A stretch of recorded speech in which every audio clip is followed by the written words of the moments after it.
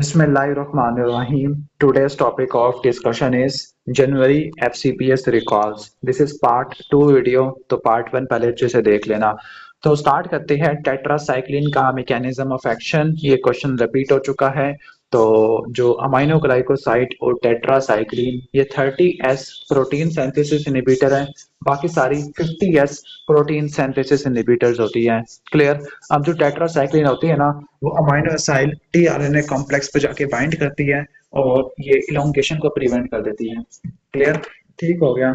जबकि जो मैक्रोलाइड्स होती है क्लिंडामाइसिन और कोइनिप्रिस्टिन ये ट्रांसलोकेशन को इनहिबिट करती है और क्लोराम्फेनिकोल पेप्टिडाइल ट्रांसफरेज एंजाइम को इनहिबिट करती है। ये सारे मैकेनिज्म ऑफ एक्शन रट्टा मार लेने हैं। इसके बाद जो फेनिटोइन होती है वो न्यूनेटल ब्लीडिंग करवा देती है। कैसे कि जो फेनिटोइन है कार्बामेज़ापिन है फिनोबार्बिटल है, ये तीनों हेपेटिक इंड्यूसर्स है।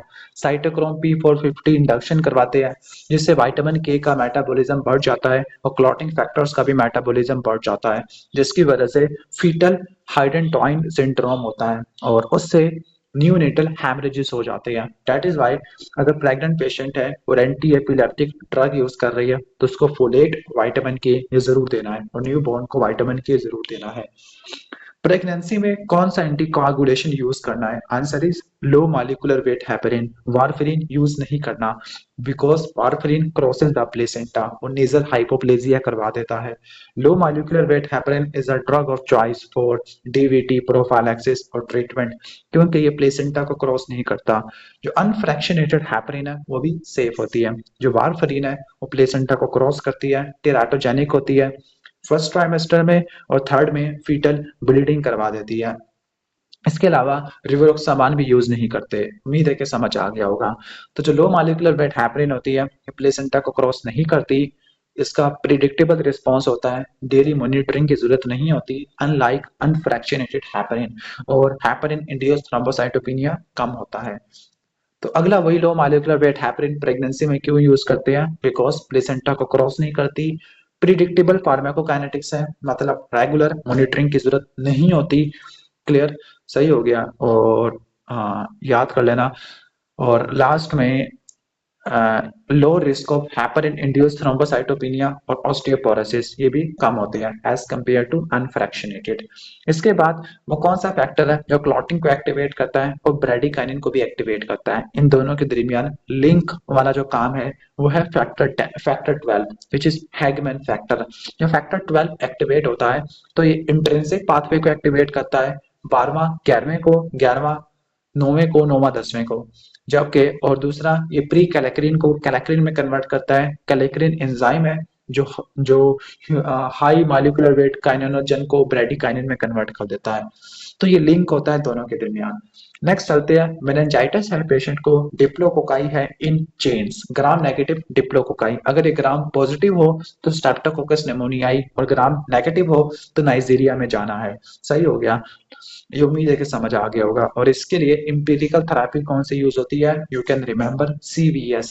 सी से सेफ्ट्राक्सोन, वी से vancomycin and S for steroids. तो उम्मीद है कि समझ आ गया होगा। क्लियर। अगर ये gram positive cocaine in chains हो तो वो ग्रुप बी स्ट्रेप्टोकोकस हो सकता है, लाइक स्ट्रेप्टोकोकस एगालेक्टाई या एंटीरोकोकस हो सकता है। अगर लिस्टीरिया हो, याद करना लिस्टीरिया न्यूनेट्स में होता है, एल्डरली पेशेंट में होता है या इम्यूनो कम्प्रोमाइज्ड में होता है, तो इसमें एम्पिसिलिन प्लस जेंटामाइसिन ऐड करनी होती है। क्लियर। तो ये आ जाएगा हमारा। इसके बाद जो रिवर ब्लाइंडनेस होती है, वैसे यहाँ पर रिवर ब्लाइंडनेस का पूछा हुआ था तो वो ओनको सर का वॉल्वुलस था। रिवर ब्लाइंडनेस किससे होती है? ओनको सर का वॉल्वुलस। तो ये आपने देख लेना। यहाँ पर कुछ और इसने चेंज कर दिया वो मैं बता देता हूँ कि जो स्विमर इच है, पेशेंट को स्विमिंग की है, इचिंग हुई है, डर्मेटाइटिस हुआ है और वाइटल पेन है, दिस इज द काटायामा फीवर। वो एक्यूट शिस्टोसोमियासिस के लिए होता है। रट्टा मारना कि जो शिस्टोसोमियल ड्रग्स है शिस्टोसोम्स के लिए, शिस्टोसोम्स क्या है? फ्लूक्स है ना, ट्रीमाटोड्स और सिस्टोड, इसके लिए प्राजिक्यूटिव इस्तेमाल होती है। यानी एक बात रट्टा मार लेना कि जो राउंड वार्म्स होते हैं उनके लिए एल्बेंडाजोल मेबेंडाजोल इस्तेमाल होती है। जो सेस्टोट और ट्रेमाटोड है उनके लिए प्राजिक्विंटल इस्तेमाल होती है, और आइवरमेक्टिन स्ट्रैंगुलाइड्स और ओनकोसरका वाल्वुलस के लिए इस्तेमाल होती है। अब ये रिवर ब्लाइंडनेस ओनकोसरका वाल्वुलस से होती है। अगला बीसीआर एबीएल म्यूटेशन है। नॉर्मली इसमें फिलाडेल्फिया क्रोमोसोम होता है। अगर ये फिलाडेल्फिया क्रोमोसोम ना हो तो आपने सीएमएल के बजाय एएलएल में चले जाना है। ठीक हो गया, उम्मीद है कि समझ आ गया होगा। तो ये नॉर्मली सीएमएल में फिलाडेल्फिया क्रोमोसोम होता है, इसके लिए फिश वाली टेक्निक करवाते हैं। लेकिन अगर ये फिलाडेल्फिया क्रोमोसोम ना हो, बीसीआर एबीएल फ्यूजन हो, तो वो एएलएल में देखने को मिल सकती है। एज वाइज देख लेना, अगर यंग इंडिविजुअल है तो एएलएल की तरफ जाना है। 24 ईयर ओल्ड है, जिसका HP12 है, हाई प्लेटलेट्स है, हाई लिम्फोसाइट्स है। ठीक हो गया, यानी यंग अडल्ट है जिसको हल्का सा अनीमिया है, थ्रोम्बोसाइटोसिस है, लिम्फोसाइटोसिस भी है। अब तो यहाँ पे इसने CLL लिखा हुआ है, हालांकि CLL नहीं हो सकता। ठीक हो गया, CLL नहीं हो सकता। CLL तो एल्डरली पेशेंट में देखने को मिलता होता है। This might be due to myeloproliferative disease. कोई माइलोप्रोलिफरेटिव डिजीज है, इट माइट बी AML हो सकता है, जिसमें माइलॉइड लिनिएज के सेल ज्यादा है। CLL में रिलेटिवली एल्डरली पेशेंट होता है। और जो माइलोफाइब्रोसिस है उसमें टीयर ड्रॉप सेल साइटोपिनिया होता है। एक एल्डरली पेशेंट है जिसकी लिटिक लीजन है, एम स्पाइक्स है, तो ये मल्टीपल माइलोमा में होती है। याद करना, मल्टीपल माइलोमा में punch out lytic bone lesions होती है, कोई सेक्लोरोसिस नहीं होती, एम स्पाइक्स मिलती है। सीरम प्रोटीन इलेक्ट्रोफोरेसिस में मोनोक्लोनल इम्यूनोग्लोबुलिन्स, और बोन मैरो में प्लाज्मा साइटोसिस यानी प्लाज्मा सेल का लेवल बढ़ जाता है, एल्डरली पेशेंट में होती है। एक बात याद रखना कि जो मेटास्टेटिक बोन लीजन है लाइक ब्रेस्ट या प्रोस्टेट का, वो ब्लास्टिक लीजन्स होती है। यानी प्रोस्टेट की जो लीजन्स होती है वो ओस्टियोब्लास्टिक होती है, ब्रेस्ट की मिक्स्ड होती है, जबकि मल्टीपल माइलोमा की ओस्टियोलिटिक लीजन्स होती है। नेक्स्ट आगे चलते हैं sickle cell and precipitating factor. के सिकल सेल एनीमिया में वेजो ओक्लूसिव क्राइसिस होती है। वो किन से बढ़ जाती है? जब डिहाइड्रेशन होता है, हाइपोक्सिया होता है, इन्फेक्शन, कोल्ड, एसिडोसिस होती है। ये तमाम फैक्टर्स डीऑक्सीजनेटेड पॉलीमराइज्ड फॉर्म को फेवर करते होते हैं। सही हो गया कि जो डिहाइड्रेशन है वो HBS की कंसेंट्रेशन को बढ़ाएगी, हाइपोक्सिया भी डीऑक्सीजनेशन को बढ़ाएगी, जिससे सिकलिंग बढ़ जाती है। आगे चलते हैं इंजेक्शन फ्रैक्शन की कैलकुलेशन।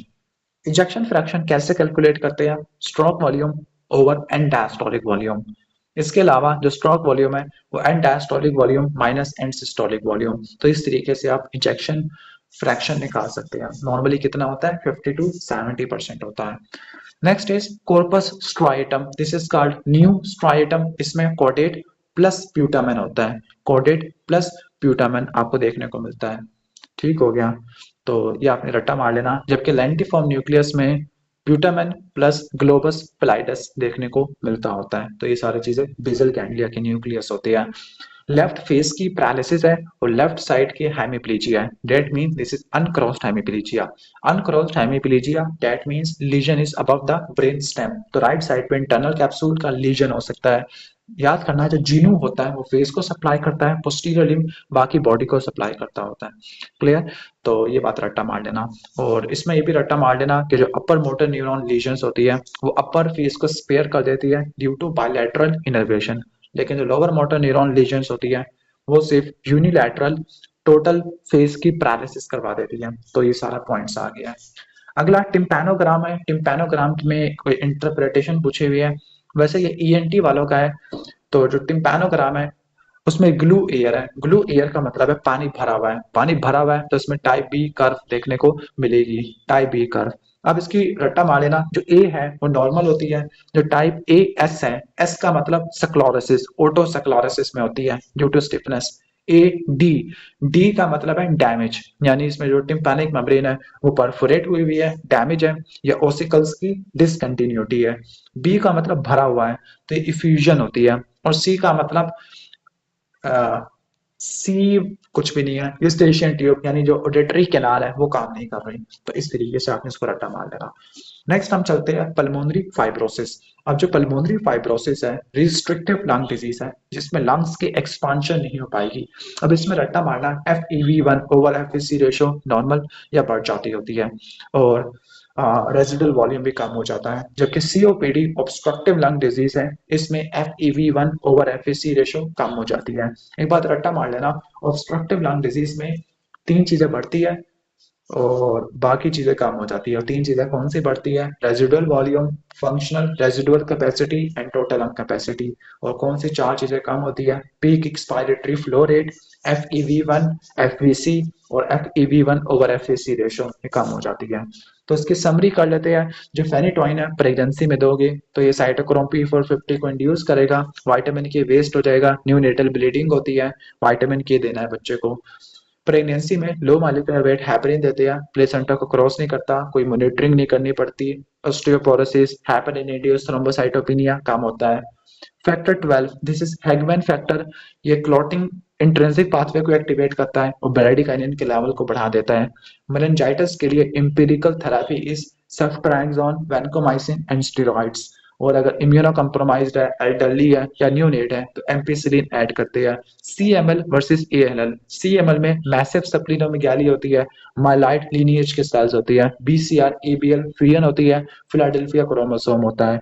ALL में लिम्फेडिनोपैथी होती है, यंग इंडिविजुअल होता है, ब्लास्ट ज्यादा होते हैं। स्पायरोमेट्री में ऑब्स्ट्रक्टिव लंग डिजीज में, जिसमें COPD अस्थमा आता है, उसमें FEV1 ओवर FVC रेशो कम हो जाती है। जबकि रिस्ट्रिक्टिव लंग डिजीज में लाइक पल्मोनरी फाइब्रोसिस में रेशो नॉर्मल या हाई होती है। अगर टिम्पैनोग्राम ग्लू एयर का या फिर ओटाइटस मीडिया विद इफ्यूजन का पूछे तो उसमें टाइप बी कर्व मिलती है जो कि फ्लैट कर्व होती है। तो उम्मीद है कि समझ आ गया होगा।